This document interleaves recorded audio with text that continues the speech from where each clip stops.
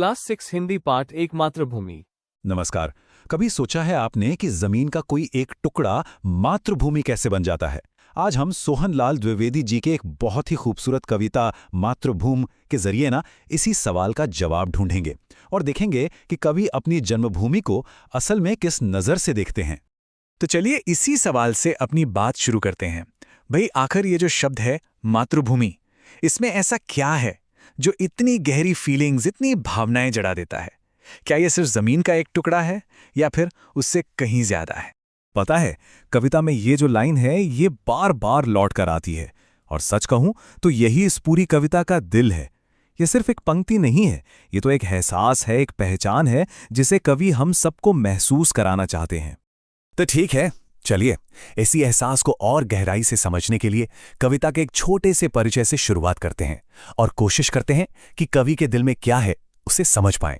देखिए, इस कविता को समझने के लिए उस समय को समझना बहुत जरूरी है जिसमें ये लिखी गई। सोहनलाल द्विवेदी जी उस दौर में लिख रहे थे जब भारत की आज़ादी की लड़ाई अपने चरम पर थी और उस जमाने में कविताएं सिर्फ मनोरंजन के लिए नहीं होती थीं, वो क्रांति की मशाल हुआ करती थीं। इसीलिए उनकी लिखाई में देशभक्ति का भाव आपको बहुत गहरा मिलेगा, जिसका एक ही मकसद था, पूरे देश में प्रेरणा की एक नई लहर जगाना। तो चलिए अब इस कविता के सफर में आगे बढ़ते हैं, अपने पहले पड़ाव की तरफ। यहां पर कवि अपनी मातृभूमि के विशाल सुंदर रूप के बारे में बताते हैं।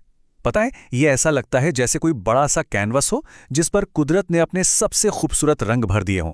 कविता की शुरुआत होती है उत्तर में खड़े विशाल हिमालय के जिक्र से, और ये सिर्फ एक पहाड़ नहीं है, ये तो देश की ताकत का, उसके गौरव का प्रतीक है।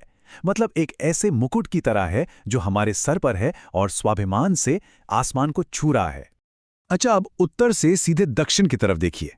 कवि कल्पना करते हैं कि दक्षिण में जो विशाल सागर है वो भारत माता के चरणों को धो रहा है, पखार रहा है, जैसे कोई बहुत सम्मान से, श्रद्धा से झुका हुआ हो। ये जो तस्वीर बनती है ये भारत के फैलाव और उसकी महान संस्कृति को एक साथ दिखाती है। हाँ, यहां पर एक बात समझना जरूरी है। कविता में जब सिंधु शब्द का इस्तेमाल होता है तो उसका मतलब सिर्फ सिंधु नदी नहीं है, बल्कि वो पूरा विशाल हिंद महासागर है जो भारत के चरणों को धोता है और हमारी सीमाओं का रक्षक भी है। तो पहाड़ों और सागर के बाद कवि देश की जीवन रेखा यानी यहाँ की पवित्र नदियों का जिक्र करते हैं। गंगा, यमुना और त्रिवेणी का संगम। ये नदियां इस भूमि को सिर्फ सींचती ही नहीं है, बल्कि इसे एक आध्यात्मिक और पुण्य भूमि का दर्जा भी देती हैं। तो ठीक है, हमने ये बड़े बड़े ज्योग्राफिकल नज़ारे तो देख लिए, लेकिन किसी भी जमीन की जो असली खूबसूरती होती है वो तो उसके अंदर बसे जीवन में होती है। तो चलिए अब उस जीती जागती धड़कन को महसूस करते हैं। अब जरा उस माहौल को महसूस करने की कोशिश कीजिए जिसके बारे में कवि बता रहे हैं। झरनों का संगीत है, हरी भरी झाड़ियों में चिड़िया चहक रही हैं और आम के घने बागों से कोयल की मीठी आवाज आ रही है। ये सिर्फ एक नक्शा नहीं है, ये तो एक जीती जागती, सांस लेती हुई धरती की तस्वीर है। कविता में एक शब्द आता है, मलय पवन। ये दक्षिण के मलय पर्वतों से आने वाली चंदन की खुशबू वाली ठंडी हवा है जो तन और मन दोनों को एकदम ताज़ा कर देती है और ये दिखाता है कि इस भूमि का हर कोना अपने आप में कितना अनोखा और कितना सुखद है। लेकिन इस जमीन की महानता सिर्फ इसकी खूबसूरती में नहीं है। अब हमें सफर में थोड़ा और आगे बढ़ते हैं, जमीन से उठकर यहाँ की आत्मा की ओर। ये भूमि सिर्फ पहाड़ों और नदियों से महान नहीं बनी है, बल्कि उन महान आदर्शों और उन महान लोगों से भी महान बनी है जिन्होंने यहाँ जन्म लिया। कवि हमें याद दिलाते हैं कि ये वही धरती है जहां मर्यादा पुरुषोत्तम श्री राम और माता सीता ने जन्म लिया था। उनके जीवन और उनके आदर्शों ने इस भूमि को सिर्फ एक ज्योग्राफिकल एरिया नहीं, बल्कि एक धर्म भूमि बना दिया। और ये वही जगह है जहां कुरुक्षेत्र के मैदान में श्री कृष्ण ने गीता का पवित्र उपदेश दिया। इस वजह से ये भूमि सिर्फ धर्म की ही नहीं, बल्कि कर्म और ज्ञान का भी स्रोत बन गई, जिसने पूरी दुनिया को निष्काम कर्म का रास्ता दिखाया। इसी भूमि ने तो दुनिया को गौतम बुद्ध दिए, जिन्होंने पूरी मानवता को करुणा और शांति का संदेश दिया। उनके ज्ञान के प्रकाश ने इस धरती को पूरी दुनिया के लिए एक प्रेरणा का स्रोत बना दिया। अब जरा इस लाइन की गहराई को देखिए। ये भूमि युद्ध भूमि है, यानी धर्म और न्याय के लिए लड़ने वाली, और यही भूमि बुद्ध भूमि भी है, यानी शांति और करुणा सिखाने वाली। ये दिखाता है कि यहाँ पर ताकत और शांति का एक अद्भुत संतुलन है, जहाँ अन्याय के खिलाफ आवाज भी उठती है और हर जीव के लिए करुणा भी है। तो हमने इस कविता की एक पूरी यात्रा कर ली है, इसके पहाड़ों से लेकर इसके महान आदर्शों तक। अब सवाल ये उठता है कि इसका असली संदेश क्या है? कवि हमें आखिर क्या समझाना चाहते हैं? चलिए इसे अब संक्षेप में समझते हैं। इस कविता से मातृभूमि को समझने के 4 बहुत ही सरल से स्टेप्स निकलते हैं।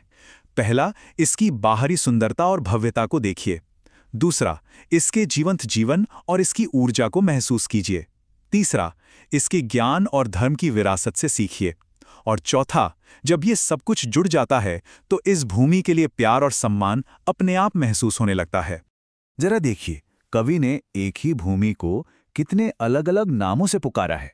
जन्मभूमि, स्वर्णभूमि, पुण्यभूमि, धर्मभूमि, कर्मभूमि, युद्धभूमि और बुद्धभूमि। ये दिखाता है कि हमारी मातृभूमि का कोई एक रूप नहीं है, बल्कि इसका हर पहलू अपने आप में बहुत महत्वपूर्ण और गौरवशाली है।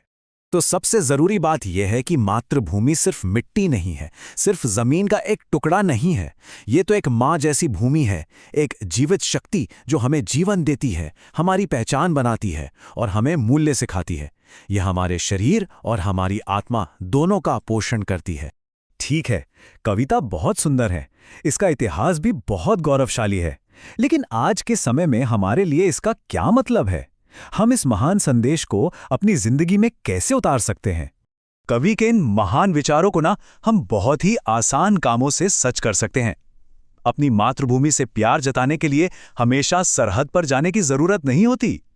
अपने देश को साफ रखना, नियमों का पालन करना और एक जिम्मेदार नागरिक बनना, ये भी अपनी मातृभूमि का सच्चा सम्मान ही तो है।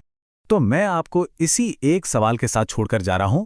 जरा सोचिए, आज ऐसा कौन सा एक छोटा सा अच्छा काम है जो हम सब अपनी मातृभूमि के लिए कर सकते हैं? और याद रखिएगा, बड़े बदलावों की शुरुआत हमेशा एक छोटे से कदम से ही होती है।